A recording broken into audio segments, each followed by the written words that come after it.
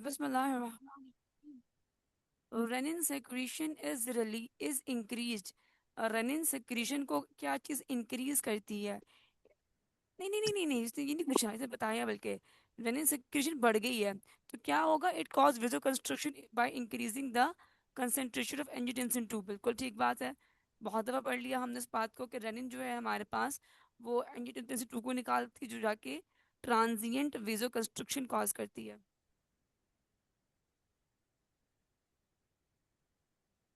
Renin secreted by J cells in the response to decrease renal pressure detected by the renal baroreceptor in the afferent arteriole।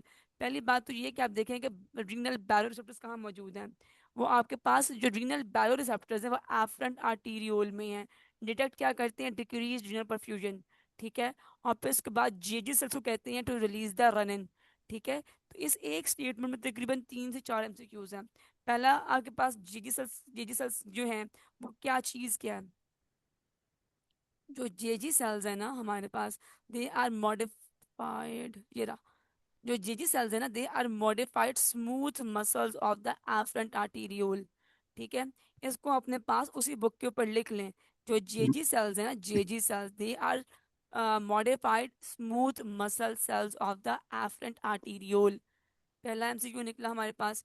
दूसरा MCQ निकल रहा है कि आपके पास in response, ये response किसको करते हैं? दूसरा एमसीक्यू ये है कि जेजी सेल्स रिलीज क्या करते हैं? रेनिन।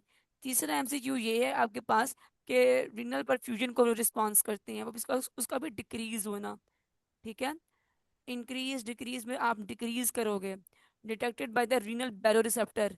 अब वो आपके पास किडनी के अपने बैरोरिसेप्टर्स हैं। किडनी के अपने प्रेशर रिसेप्टर्स हैं।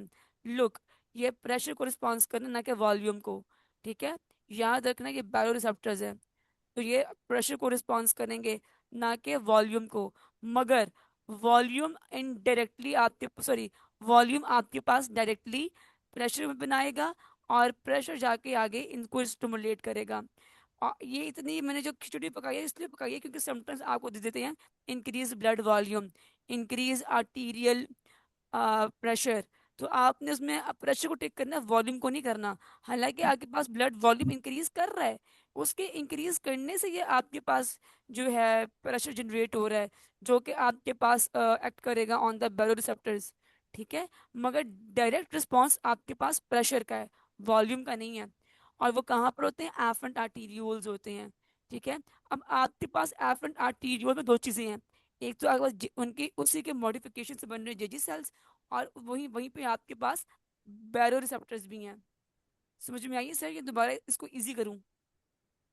जी जी मैडम, आ गई मैडम। कहने को ये बहुत ही क्या कहते हैं इजी सी बातें हैं, मगर ये जब लिंक करनी पड़ती है ना तो एक दफा लगता है पता बंदे के ब्रेन को। Yes ma'am. Okay. Increase by renal sympathetic discharge. अच्छा, रेनिन के रिलीज का सबसे स्ट्रॉन्गेस्ट पोटेंट जो है ना स्टिमुलस वो ये है। फिर नंबर 2 के ऊपर ये है increased renin renal sympathetic discharge beta 1 effect and then decrease NaCl. ये नंबर 3 के ऊपर है।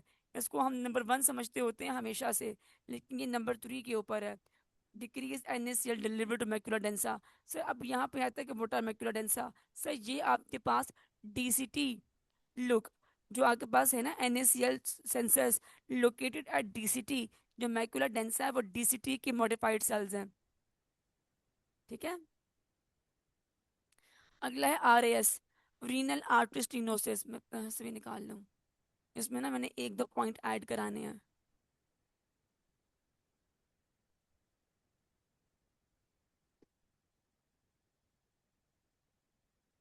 ये रहा। ओके, जो हमारे पास है ना जब डिक्रीज यूरिनल परफ्यूजन से रेनिन रिलीज होता है, एंजियोटेंसिन बढ़ता है और सेकेंडरी हाइपरटेंशन कॉज होती है। यहाँ तक तो मेरे पॉइंट समझ में आ रहा है ना? Yes ma'am. अब हम आगे बात करते हैं। जो है ना मेल्स के अंदर, ये लिख लें पॉइंट, ये जो फीचर है ना ये फीचर है आपके पास मेल्स का। मेल्स में ना आपके पास proximal 1/3 of the renal artery में। ठीक है। Proximal 1/3 of the renal artery के अंदर स्टीनोसिस होती है मेल्स में। विच क्यों होती है? एथियोस्क्लेरोसिस की वजह से होती है, ओल्डर मेल्स और स्मोकर्स में होती है। और फिब्रोमस्कुलर डिस्प्लेजिया हमारे पास फीमेल्स की डिजीज है, ठीक है। इसमें क्या होता है, डिस्टल टू थर्ड में, डिस्टल आर्टरियोलिकस में लिख रहे आगे, डिस्टल टू थर्ड के अंदर आपके पास क्या नाम लेते हैं, फाइब्रोमस्कुलर डिस्प्लेसिया में ये होता है कि आपके पास ना बीडिड पैटर्न होता है, ठीक है, बीडिड पैटर्न होता है। कहीं पे बहुत ज्यादा स्टिनोसिस है, कहीं पे डायलेशन है, फिर स्टिनोसिस है, फिर डायलेशन है, ठीक है। ये होता किन में, यंगर और मिडिल एज्ड फीमेल्स के अंदर। ये ओल्डर मेल्स में है, ये यंग और मिडिल एज्ड फीमेल्स में है। ओके। आपके पास यूनिलैटरल आरएएस होगा, यानी यूनिलैटरल, यूनिलैटरल में बना देती हूँ,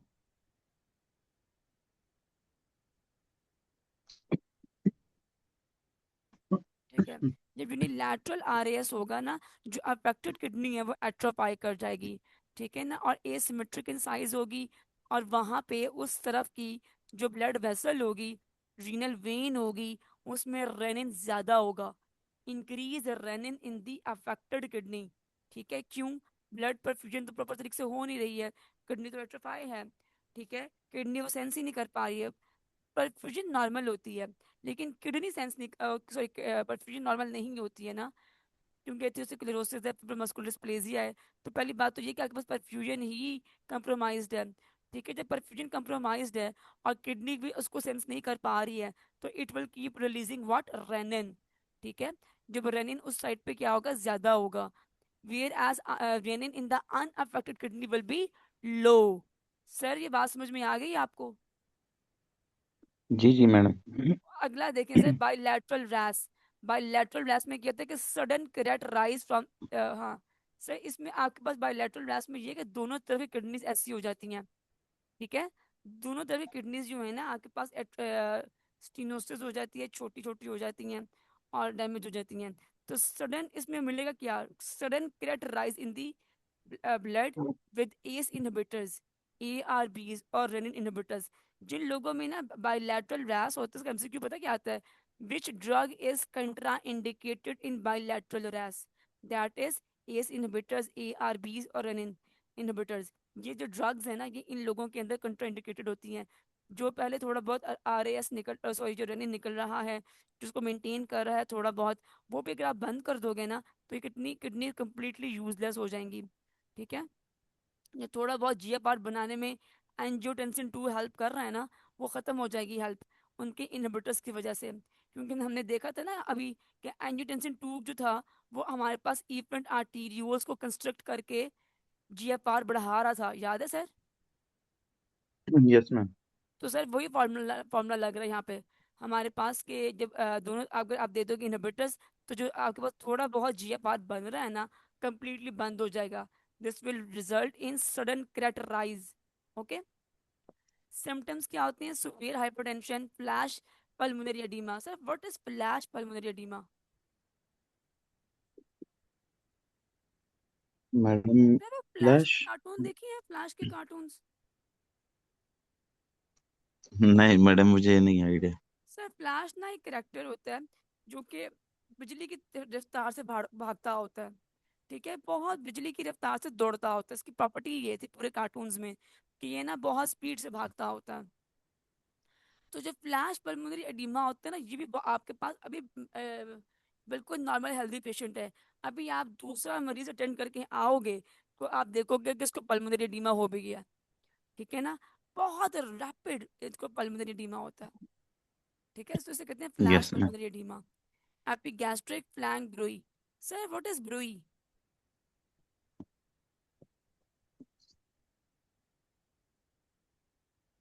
मैडम आई थिंक ये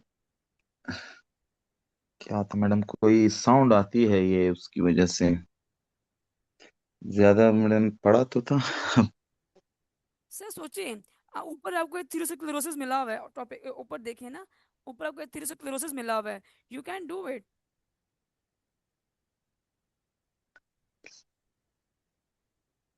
मैडम आई थिंक अगर आपके पास कोई जो रिनल या मतलब मैडम जो आर्टरीज वगैरह है, अगर वो नेक्रोज हो जाए या मैडम थिकेंड हो जाए, तो उसकी वजह से मैडम कोई साउंड प्रोड्यूस प्रोड्यूस हो हम्म। जाती है। तो बहुत अच्छा आपने रिलेशन निकाला, एग्जैक्ट यही है। मैं इसको अब थोड़ा सा बेहतर कर देती हूँ। आपने बताया बिल्कुल दुरुस्त है यही।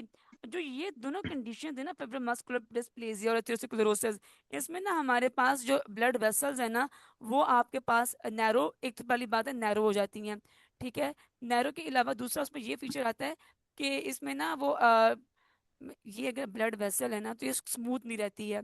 एथेरोस्क्लेरोटिक प्लैक, फिर आगे जाके एक और एथेरोस्क्लेरोटिक प्लैक, फिर आगे जाके एक और जगह पे जो है ना नैरोइंग हो रही है। तो एक ना बहुत ही ना इसकी रैंडम सी शेप बन जाती है, इसकी शेप नॉर्मल नहीं रहती है। तो जब यहाँ से ब्लड पास करेगा, स्मूथ तो कंटेनर ही नहीं रहा उसका, तो वो भी ब्लड फ्लो भी स्मूथ नहीं रहेगा। तो एक टर्बुलेंट फ्लो होगा। ठीक है। वो जो टर्बुलेंट यस फ्लो है मैम। ना, उसको आप स्टेथ से सुन सकते हो। ठीक है। That is called as bruit. तो एथेरोस्क्लेरोसिस, यस फेब्रल मैम। मस्कुलर डिस्प्लेसिया, दोनों का यही कारनामा है कि इनकी वजह से हमें आपकी गैस्ट्रिक फ्लैंक ब्रूई सुनने को मिलती है। अब ब्रूई क्या होता है? Turbulent blood flow in the abdominal arteries. A decrease in effective circulating volume will result in increase in, अगर आपके पास सर्कुलेटिंग वॉल्यूम कम हो गया है, तो वो क्या रिलीज कर इंक्रीज करवाएगा? Rennin secretion. सर, ये एक स्टेप खा गया। जब वॉल्यूम कम होगा तो उससे क्या होगा? आर्टीरियल जो प्रेशर है उसे वो चेंज हो जाएगा। तो सर क्या होगा आर्टीरियल प्रेशर? कम हो जाएगा। तो सर कौन सेंस करेगा उसको? मैडम उसको जेजी सेल्स। सर जेजी सेल्स जो रिलीज करेंगे।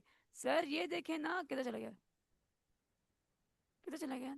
हाँ, detected by the renal baroreceptors. Sir ये बैरो रिसेप्टर सेंस करेंगे और ये कहेंगे जेजी सेल्स को कि bro it's your time to shine. ठीक है सर। तो मैडम आपके इनका पास मैडम इफेक्ट इनका होगा, सेंस जो है वो, आपके कहने का मतलब ये है मैडम कि सेंस अलग है और उसके बाद जो इफेक्ट आएगा वो बेरो जी रिसेप्टर्स का सर, आएगा। जी सर, इसको सेंस करेंगे रीनल के अपने बैरो रिसेप्टर्स। ठीक है। जब इसको बैरो रिसेप्टर सेंस करेंगे और उसके बाद वो कहेंगे जेजी सेल्स को कि now you must release the renin. ठीक है। तो यस ये जो मैम। किडनी के अपने जो प्रोएक्सिमल देखें सर, ये लाइन दोबारा पढ़े, खुद से पढ़े ये line. Detected by the renal baroreceptors कहाँ पे होते हैं? एफेंट आर्टीरियोल में होते हैं। ठीक है। और वही जी जी। और यही एफेंट आर्टीरियोल के अपने ही स्मूथ मसल सेल्स वो मॉडिफाई करके क्या बना रहे होते हैं? यही इसके अपने जी ही जी smooth sir. Muscle cells modify होकर क्या बनाते हैं?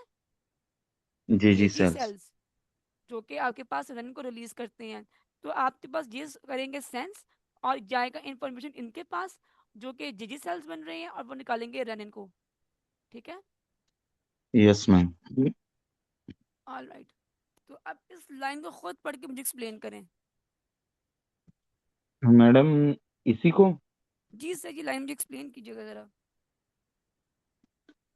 a decrease in effective circulating volume will result in increase in renin secretion।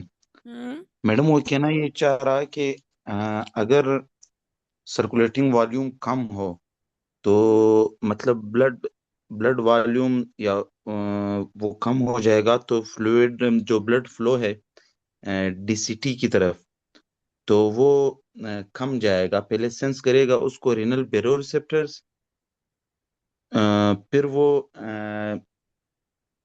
उसको फिर इफेक्ट डालने के लिए फिर मैडम वो जेजी सेल्स जो है वो रेनिन को फिर सेक्रीट करवाएंगे। हम्म। तो सर अगर आपके पास मैं ऑप्शन चेंज कर दूं, इफेक्टिव सर्कुलेटिंग जी प्रेशर कर दूं, फिर क्या होगा आंसर? मैडम, अगर प्रेश मैडम बात असल में तो प्रेशर ही की है। यस, बात असल में प्रेशर ही की तो है। बिल्कुल बिल्कुल बिल्कुल सही बोला सर आपने। मैंने वॉल्यूम और प्रेशर दोनों का डिफरेंस देखना था, वो आपको समझ में आ गया। यंग पेशेंट, अब सर आप पिक कर सकते हैं कि हमने कहाँ वॉल्यूम क्लिक क्लिक करना है, कहाँ हमने प्रेशर क्लिक करना है। ये बात समझ में आ गई होगी अब आपको, कि अगर आपके पास जी ऑप्शन में वॉल्यूम भी गिवन है और प्रेशर भी गिवन है, तो why we choose pressure over volume, ये आपको समझ में आ गया है कि it has much more direct effect than volume. A yes young ma'am, yes. patient with high renin levels likely has increased renin due to sympathetic stimulation via renal nerve. Sir ये समझ में आ रहा है? A young patient with high renin levels, हमें पता है यहाँ पे क्या होते हैं, बीटा वन रिसेप्टर्स होते हैं. जो बीटा वन होते हैं वो आपके पास सिंपैथेटिक स्टिमुलेशन होती है, उसमें स्टिमुलेट होते हैं, and then they release the yes ma'am.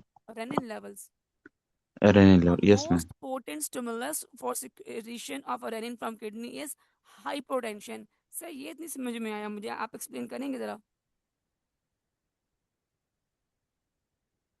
Madam वही बात है मैडम कि अब अगर कहीं से मैडम फ्लूइड या हेमरेज की वजह से हम्म. या किसी वजह से फ्लूइड लॉस हो गया, हम्म. तो म, उसकी वजह से हाइपोटेंशन हो जाएगी. हाइपोटेंशन हुई तो मैडम इफेक्टिव जो वॉल्यूम है वो कम हो जाएगा, जिसकी वजह से प्रेशर भी कम हो जाएगा. तो वो जाके उसको सेंस करेंगे रीनल बेरो रिसेप्टर्स, और रीनल बेरो रिसेप्टर्स के थ्रू ही जेजी सेल्स जो है वो रेनिन को सिक्रीट करवाएंगे. बिल्कुल सर. सर इसको देखें, hypertension then sympathetic stimulation then decreased NaCl tubular load, ये बहुत बार डिस्कस कर लिया हमने. Renin release from JG apparatus is inhibited by increased pressure within the afferent arterioles. ये बात बिल्कुल वही है, बस कान को घुमा दिया है, डिक्रीज को इंक्रीज कर दिया है. Renin in circulation originate mainly from JG cells. Increased renin level is caused by decreased stretch in the right atrial mechanoreceptors. Increased renin levels is caused by decreased stretch in the right atrial mechanoreceptors. कहने का मतलब ये है कि आपके पास जब blood volume कम होगा तो आपके पास हार्ट के जो स्ट्रेच रिसेप्टर्स है ना उनके ऊपर प्रेशर भी कम डालेगा, जिसके चलते ANP रिलीज नहीं होगा. जब ANP रिलीज नहीं होगा तो क्या होगा, रेनिन लेवल्स इंक्रीज करेंगे, क्योंकि ANP जाके इन्हें इनहिबिट करता था ना, अब इनहिबिट करने वाला ही जी. नहीं रहा, इनका लेवल इंक्रीज करेगा. persistent increase renin cause occurs in secondary hypertension. Sir ये MCQ में कल जब कल डबल ए तो मैंने कल देखा था कि persistent increase renin occurs in secondary hypertension. हमारे पास हाइपरटेंशन दो तरह की होती है, एक होती है असेंशियल, एक होती है सेकेंडरी. असेंशियल के केस, असेंशियल हाइपरटेंशन वो होती है जिसमें रीजन हमें ना पता हो, ठीक है, और सेकेंडरी वो होती है जिसमें हमें रीजन पता हो. और मोस्ट कॉमन सेकेंडरी हाइपरटेंशन की कॉज क्या होती है, RAS. ये most common cause of secondary hypertension होती है, ठीक है. और इसमें क्या मिलते हैं हमें, increase renin level, persistent increase renin मिलता है हमें. Patient with renal artery stenosis may present with very high blood pressure due to increased renin secretion. Which of the following structure in kidney is responsible for sensing inadequate perfusion? हाँ, हमारे पास कौन से sales हैं जो कि responsible हैं to sense the inadequate perfusion and circulating renin? GG cells. ठीक है ना. आपके पास जो जीजी जो है ना, जक्स्टा ग्लोमेरुलर अपरेटस बनता है. अपरेटस कहते हैं, उसमें मल्टीपल एलिमेंट्स शामिल होते हैं. एक उसमें आपके पास जो बैरो रिसेप्टर्स होते हैं ना, जो एफरेंट आर्टीरियोल में बैरो रिसेप्टर्स होते हैं, एक तो उसमें वो होते हैं, नंबर वन अपरेटस के अंदर.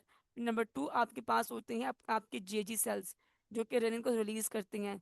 नेक्स्ट आपके पास होते हैं मैक्यूला डेंसा सेल्स जो कि आपके पास सोडियम को सेंस कर रहे होते हैं.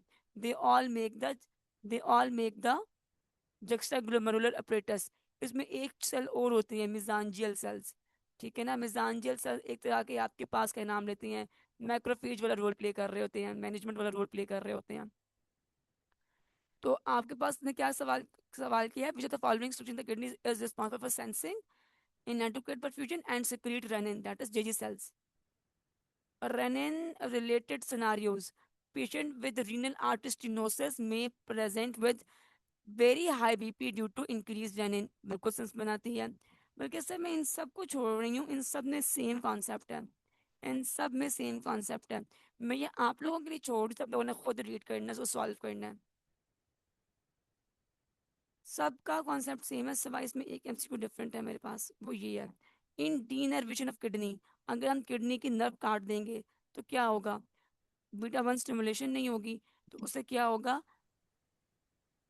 उससे क्या होगा, जो आपके पास ब्लड वेसल जा रही है towards the kidney, madam, visualisation.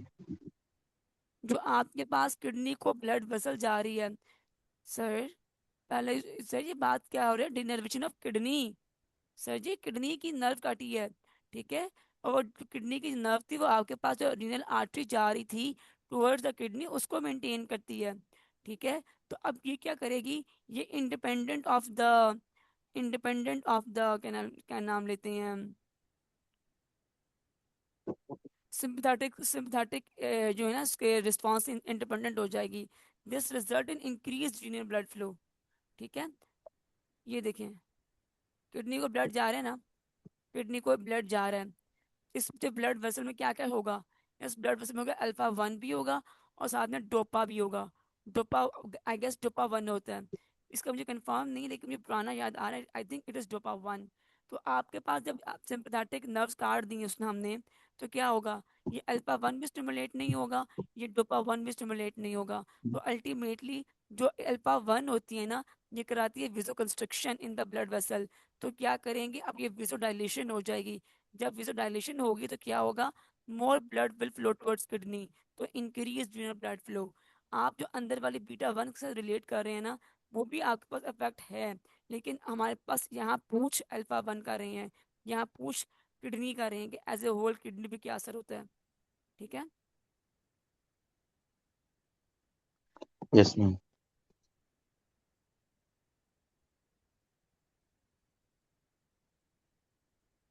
ये इसमें एक डिफरेंट एमसीक्यू था, बाकी मेरा ख्याल है सारे सेम है। In an athlete after heavy exercise, what will help to conserve sodium and water, that is RAS system।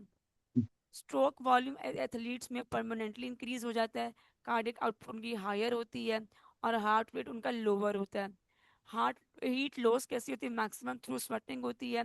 Oxygen consumption उनकी हायर होती है as compare to non athletes. Distilled water जो है ना पोस्ट मैराथन में, वो decrease during osmolarity, ठीक है, जाहिर सी बात है पोस्ट मैराथन है, बॉडी का अपना ऑस्मोलैरिटी बहुत हाई है, एडीएच एंजियोटेंसिन दोनों रिलीज हो रहे हैं, that will decrease the urine osmolarity, ठीक है। स्टीरॉयड यूज से क्या होगा, increase risk for the hepatocellular carcinoma. Sir इसके आगे एक पॉइंट और लिख लें, जो हेपेटोसेलुलर कार्सिनोमा है ना, आपके पास बॉडी में 4 या 5 कैंसर्स हैं जो कि आपके पास स्प्रेड स्प्रेड करते हैं हिमाटोजिनसली। हेपेटोसेलुलर कार्सिनोमा आपके पास हिमाटोजिनसली स्प्रेड करता है। अगर पूछे ना एथलीट तो स्टीरॉइड्स है, और अगर पूछे ना फीमेल, एक फीमेल आपके पास आई है because of the hepatocellular carcinoma, तो वो ऑसिपीज होते हैं, ठीक है, वो ऑसिपीज होते हैं which can lead to this. Estrogen progesterone वाली जो चीज़ें हैं ना, they are derive from steroids, ठीक हो गया। तो फीमेल का पॉइंट लिख लें कि फीमेल में ऑसिपीज होती हैं, दूसरा में लिख लें कि इसकी स्प्रेड कौन सी होती है, हिमाटोजिनस स्प्रेड होती है, हेमाटोजेनिक। ठीक हो गया। Yes ma'am. In well trained athlete at rest, what is permanently increased stroke volume? Athlete heart differs from non-athlete by increased stroke volume and decreased heart rate। एक पर्सन आया फॉर योर हार्ट रेट 42 के साथ stroke volume 110 है, तो ये क्या एक professional athlete है। Two athletes are sitting in a room, one professional and one new. Professional का ज्यादा क्या होगा, cardiac output mainly stroke volume, जो स्ट्रोक वॉल्यूम होता है ना उनका, वो परमानेंटली इंक्रीज होता है और हार्ट रेट डिक्रीज होता है।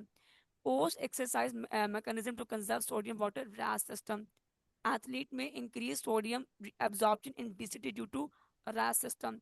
एल्डोस्टेरोन आ रहा होता है ना, condition in an athlete drinking distilled water post marathon, decrease urine osmolarity, क्योंकि पोस्ट मैराथन में क्या है, हाइपर ऑस्मोलैरिटी है, हाइपर नेट्रीमिया है, तो वो वाटर को कंजर्व कर लेगा by the help of angiotensin 2, ठीक है ना, bye the help of angiotensin 2 and aldosterone. Athlete taking anabolics, anabolics का वर्ड, एनाबॉलिक क्या होते हैं, एनाबॉलिक वो होते हैं जो स्टीरॉयड। आपके पास बॉडी के अंदर मसल्स को, बोन्स को, मतलब आपके पास बॉडी को बिल्ड करते हैं, और हमारे पास ये काम कौन करता है, स्टीरॉइड्स करते हैं, ठीक है, ये काम स्टीरॉइड्स करते हैं, तो वो एनाबॉलिक्स ले रहा है। उसका HB19 पे या हेमेटोक्रिक 58 पे, तो कौन सा कैंसर होगा, हेपाटोसेलुलर कार्सिनोमा। सर इसका मार्कर कौन सा होता है? AFP, athlete with AFP। Redness and indurated line spreading up the leg. हाँ, से एथलीट आया है, उसके रेडनेस है और इंड्यूरेटेड लाइंस हैं जो कि उसकी टांगों से ऊपर की तरफ जा रही हैं, that is because of strep pyogenes. Athletes क्या करते हैं, वो ना शूज पहनते हैं जो कि काफी काफी देर के लिए पहनते हैं। तो एक तो उनको जो है ना एथलीट्स फुट होने का मसला होता है, दूसरा जो है ना उससे इन्फेक्शन होने का मसला होता है। तो दैट इज स्ट्रेप पायोजेनीज, ये उसको सेलुलाइटिस हो चुका हुआ है। अगला है अ black athlete presented with third degree burn.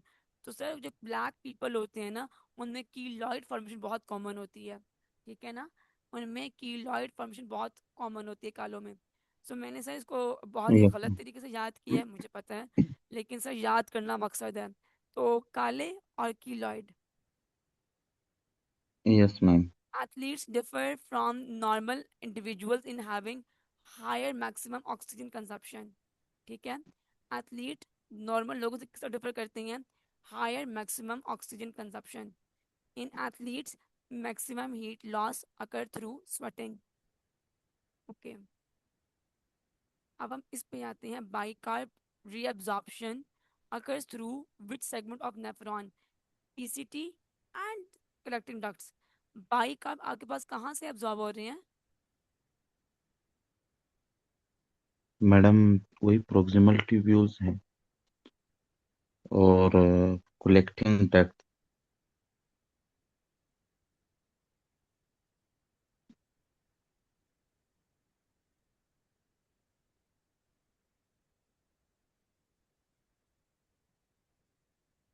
Sir ये रहा, ये एक दफा प्रोसीजर देखिएगा। एक दफा प्रोसीजर यहाँ पे देख रहे हैं आप, ठीक है, और एक आप बाइकार्ब का प्रोसीजर यहाँ देख रहे हैं, ठीक है ना, एग्जैक्ट वही सिंथेसिस हो रही होती है बाइकार्ब वाली। तो आपके पास जो क्या नाम लेते हैं, किधर गया रफीला मेरा, तो बाइकार्ब की रीअब्जॉर्प्शन कहाँ कहाँ से हो रही है? From PCT and CD। PCT की बात करें तो रीअब्जॉर्प्शन में जो है ना, रीअब्जॉर्ब किसको करता है? Sodium 67% and water. सोडियम और वाटर दोनों का MCQ आता है कि maximum maximum reabsorption in the presence of hormones किस में होती है? दैट इज स्टिल PCT, क्योंकि आपके पास हार्मोन्स की प्रेजेंस 5 से 10% वाटर को, सोडियम को कंजर्व करने में हेल्प करती है। मगर 65 to 70% एब्जॉर्प्शन ऑलरेडी PCT में हो रही है, चाहे हार्मोन हो ना हो, यहाँ से 65% होनी ही होनी है। तो maximum reabsorption of sodium and water in the presence of hormone, या ना भी लिखा हो hormone, still from PCT। Same goes for potassium and urea. लोगों को यूरिया नहीं याद रहता। फॉस्फेट 85। सर कौन है फॉस्फेट को कौन देखता है फॉस्फेट को? PTH। PTH इसको एक्सक्रीट कर रहा होता है, जब PTH आएगा तो एक्सक्रीट होगा, अदरवाइज ये कंजर्व होगा। Glomerulo balance, it means even if GFR increased, अगर GFR ज्यादा कर दिया गया है तो इट मेंटेन्स कांस्टेंट फ्रैक्शन 2/3 और 67 ऑफ दैट फिल्टर्ड सोडियम, ठीक है, चाहे आपके पास GFR इंक्रीज करे या ना करे, इसने PCT ने 2/3 ऑफ सोडियम एंड वाटर को अब्जॉर्ब करना है। लूप ऑफ फैनले की अगर हम बात करें तो NaCl रीअब्जॉर्ब 25%, कहाँ से? लूप फैलने से। पोटाशियम भी 20% एब्जॉर्ब होता है यहाँ से आपके पास। Urea is secreted here. Sir ये MCQ आता है, यूरिया एब्जॉर्ब हेयर और यूरिया सिक्रीटेड हेयर। और what is the role of urea being secreted here? Counter current mechanism, ठीक है। वो जब आपके पास जो है ना, जो मेडलरी रीजन होता है उसको मजीद वो है ना सॉल्टी कर रहे होते हैं, ताकि आपके पास ना difference in the salts create हो जाए, जिसको लेके वाटर जो है ना, वो वाटर भी और सॉल्ट्स भी, वो दोनों आपके पास ल्यूमन से निकल के ब्लड वेसल में मूव कर जाएं, ठीक है। तो ये काउंटर करंट मैकेनिज्म होता है, ठीक है। तो मैडम ये आपने दोबारा याद रखना है थोड़ा कि सा यूरिया बता इज दें। Being absorbed here and urea is being secreted here, ठीक हो गया।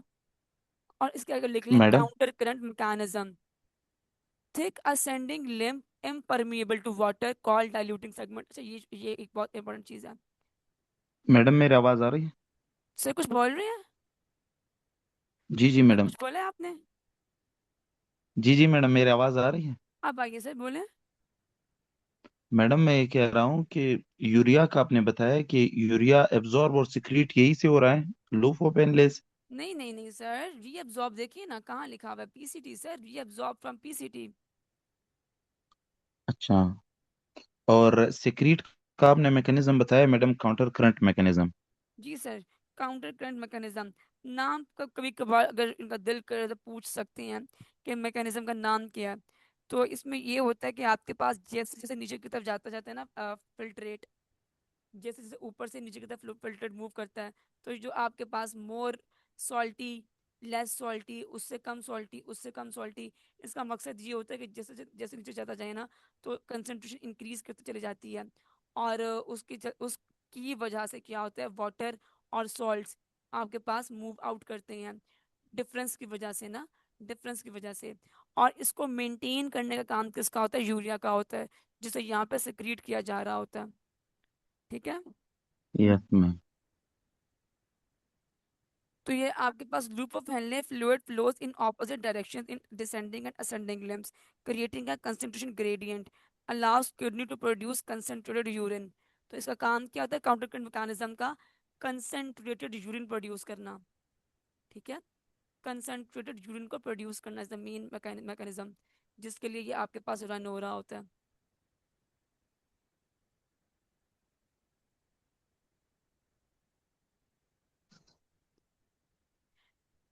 Thick ascending limb impermeable to water called diluting segment. Sir यहाँ पे ना दो बातें लिख लें। एक लिख लें आप, कंसंट्रेटिंग सेगमेंट कौन सा होता है, वो है थिन डिसेंडिंग लेंथ। ये तो चला गया फर्स्ट एड। लुक, जो आपके पास थिन डिसेंडिंग लिम्ब है ना, वो आपके पास पैसिवली रीअब्जॉर्ब्स वाटर। सर ये वर्ड पैसिवली बड़ा इंपॉर्टेंट है, क्योंकि मैंने आपको बताया था ना, highly concentrated, than less concentrated, फिर उससे लेस, फिर उससे लेस, फिर उससे लेस। इस ये जो आपके पास जब मूव करेगा नीचे को, यहाँ नमकियात है, यहाँ पानी है, तो पानी क्या करेगा, पैसिवली आउटफ्लो करेगा। ठीक है, तो पैसिवली रीअब्जॉर्ब्स वाटर वाया मेडलरी हाइपरटोनिसिटी। ये सेंटेंस समझ में आ रहा है, मेडलरी हाइपरटोनिसिटी। और आपके पास जो थिन डिसेंडिंग लिम्ब है ना, it is impermeable to sodium. जो मर्जी कर लो, सोडियम ने बाहर नहीं निकलना। This makes it what, a concentrating segment. क्या होता है, सोडियम सारा अंदर रह जाता है, पानी सारा बाहर निकल आता है। तो अंदर सोडियम ज्यादा होगा, तो इसकी जो फिल्ट्रेट की कंसंट्रेशन होगी वो हाइपरटोनिक होगा। लेकिन जब वो ऊपर को मूव करता है, तो यहाँ पे आपके पास आ जाता है थिक असेंडिंग लेंथ, जो कि आपके पास सोडियम को परमिएबल है और वाटर अब अंदर रहेगा। तो ultimately it becomes the diluting segment. ठीक है, it becomes the diluting yes ma'am. Segment.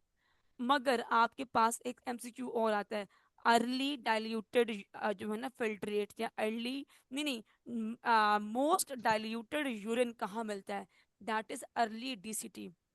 Most diluted urine कहाँ मिलेगा, at the end of the, most diluted urine आपको कहाँ मिलेगा, at the end of the thick ascending length, और that is early DCT. That is early DCT. Most diluting urine कहाँ पे मिलेगा, early DCT में। डाइल्यूटिंग सेगमेंट कौन सा होता है, that is thick ascending length. Concentrating segment कौन सा होता है, thin descending length. Clear? Yes ma'am. Alright. Distal tubule and collecting ducts together reabsorb 8% of the filtered sodium. Early DCT impermeable to water like thick ascending limb is so called cortical diluting segment. For NaCl और early DCT reabsorb 8% impermeable to water cortical diluting segment. Late DCT and collecting duct, इनके बारे में क्या properties हैं, यहाँ principal cells होती हैं जो सोडियम को, वाटर को, पोटाशियम को, इन दोनों को रीअब्जॉर्ब करते हैं, पोटाशियम को सिक्रीट करते हैं। अल्फा इंटीग्रेटेड सेल्स क्या करते हैं, वो हाइड्रोजन आयन को सिक्रीट करते हैं, और पोटाशियम को और हाइड्रोजन को किसी हद तक रीअब्जॉर्ब करते हैं। और यहाँ पोटाशियम एटीपीएज होते हैं। ये सारा इसने सिर्फ सिर्फ ये किया है कि उसने आपको ना ये स्ट्रक्चर एक्सप्लेन कर दिया है कि हाइड्रोजन एटीपीएज है, पोटाशियम एब्जॉर्ब हो रहा है। ठीक है, अब इसके एमसीक्यूज हैं, वो हम करते हैं नेक्स्ट वीडियो में, क्योंकि मेरे पास ना लेक्चर का टाइम खत्म हो गया यहाँ पे। Yes ma'am.